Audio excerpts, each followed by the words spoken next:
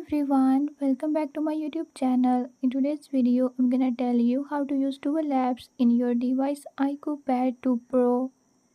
In this video, I'm gonna tell you how to clone applications. But before we get started, don't forget to hit the subscribe button and press the bell icon. Make sure to watch complete video and learn how you can do it. Let's get started.